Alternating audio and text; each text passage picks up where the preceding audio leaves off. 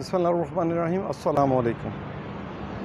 गुस्से के मुतालिक कहते तो सभी हैं कि गुस्सा जो है ना वो कंट्रोल करना चाहिए। ज़ोर किस पे है? गुस्से पे नहीं, चाहिए पे है। थ्योरेटिकली बातें तो बहुत अच्छी लगती हैं, किताबों में भी बातें बहुत अच्छी लगती हैं, पढ़ने लिखने में भी बातें बहुत अच्छी लगती हैं, और हर बंदा महफिल में ये कह भी रहा होगा कि गुस्सा हराम है। कोई हदीसें सुना रहा होगा, कोई इरशाद बारी ताला सुना रहा होगा, या कोई अपना अपना एक्सपीरियंस जो है ना वो शेयर कर रहा होगा।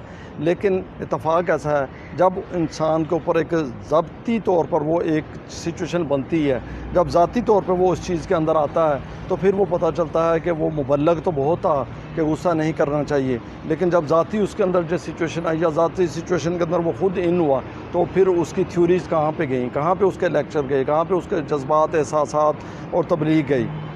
ये होता क्यों है? मैं आज इस पे आपसे बात करना चाहता हूँ। उसकी वजह सिर्फ़ और सिर्फ ये है कि हम किताबों में तो पढ़ लेते हैं, हम कहते भी हैं, हम वीडियो सुन भी लेते हैं, हम कह भी रहे होते हैं, लेकिन जब हमारा ज़ाती एक सिचुएशन इन होती है, तो वहाँ पे आके हमारा अपने ऊपर कंट्रोल क्यों ख़त्म हो जाता है? उसकी सिर्फ़ एक ही वजह है। उसकी वजह यह है कि हमारी इस चीज़ में जो है वो एक्सरसाइज नहीं है, हमारी रिहर्सल नहीं है, क्या हम इन चीज़ों को जो है वो अपने ऊपर लागू नहीं करते। हम अपने ऊपर ये लागू नहीं करते कि मैंने इसको कंट्रोल करना है, मैंने कंट्रोल करना है, मैंने कंट्रोल करना है। जब भी एक किसी सोसाइटी में, किसी महफ़िल में बैठे हुए कोई ऐसी नागवार बात गुज़रती है, तो हम उसे रिएक्ट कर देते हैं, हम वो फार्मूला भूल जाते हैं जो हम तब्लीग कर रहे होते हैं। लेकिन अगर हमने पहले ही अपने ऊपर ये चेक लगाया हो कि ये मैंने नहीं करना, ये मैंने नहीं करना, ये मैंने अपने आप को गुस्से में नहीं आने देना, मैंने अपने आप को आपे से बाहर नहीं होने देना, तो ये 100% तो नहीं होगा, मिनिमाइज़ हो जाएगा। लेकिन स्टार्ट में तो बिल्कुल ही नहीं होगा। स्टार्ट में तो आहिस्ता आहिस्ता आहिस्ता एक वक्त लगेगा, जहाँ पे जाके आप एक लेवल पे 50%, 60%, 70% अपनी जो है ना वो आप कह लें ग्रोथ आती जाएगी कंट्रोल रेट में। इसका तरीक़ाकार यह है कि आप जो बहुत सारी महफ़िलों में आप जाते हैं, तो आपको पता लग जाता है कि इस महफ़िल में फ़लाँ बंदे होंगे, तो वो बंदे आपके मजाज के नहीं हैं, तो आपको चाहिए कि आप उस महफ़िल से अवॉइड करें। जब आप उस महफ़िल में अगर आपकी एंट्री बहुत ही अशद ज़रूरी है, तो आप एंट्री के फ़ौरी बाद आप वहाँ से रुख़सत चाहें, या बहाने से वहाँ से आप खिसक जाएँ, निकल जाएँ, बजाय इसके कि आप वहाँ पे बैठें और बैठने के बाद अपने आप को ज़ोदो-कोब करें और वहाँ पे आपका गुस्सा ऐसा बढ़ता जाए कि वहाँ पे फिर आपसे कोई ना कोई ऐसी बात हो जाए जिसका फिर जो है ना वो रिएक्शन आ जाए। जो मैं कहना चाह रहा हूँ वो आप समझ गए होंगे कि बातें फिर आगे बढ़ जाती हैं, वो लड़ाई झगड़े पे भी बात चली जाती है। होता क्या है, वो थोड़ी सी चीज़ होती है, थोड़ी सी चीज़ को मैनेज करना तो वो मैनेज नहीं होती, तो प्रॉब्लम जो है वो बढ़ जाता है।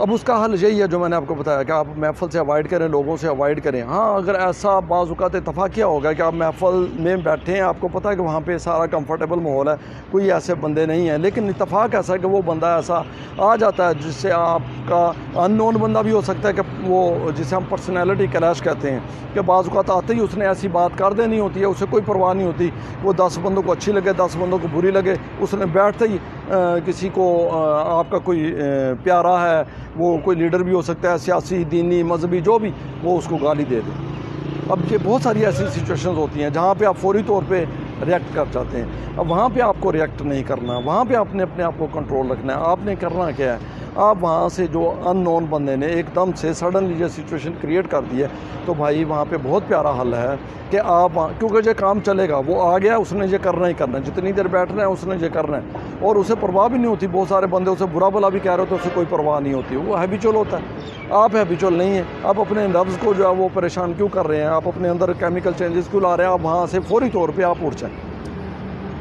और ये चीज़ें जब आप एक्सरसाइज आप करेंगे, रेगुलर आप एक्सरसाइज करेंगे, अच्छे तरीके से आप अपने आप को मैनेज करेंगे, तो यू विल फील हैप्पी।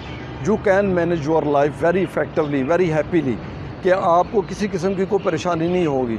और यही चीज़ें जब आप आपके घर में आएंगी ना, तो उसका ये फ़ायदा होगा कि जब आप अपने गुस्से को कंट्रोल करने की रिहर्सल कर रहे हैं, तो आप घर में भी ये एक्सरसाइज जो वो करेंगे, बल्कि जब आप करना शुरू करेंगे तो आप सबक भी देते जाएंगे।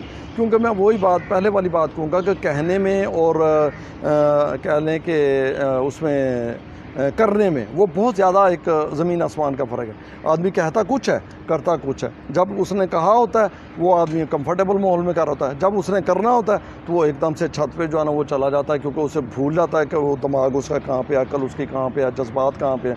वो फौरी तौर पे उसी रिएक्शन में आता है जो कि हर इंसान जानवरों की तरह रिएक्शन में आ जाता है। तो वही तो नुकसान होता है।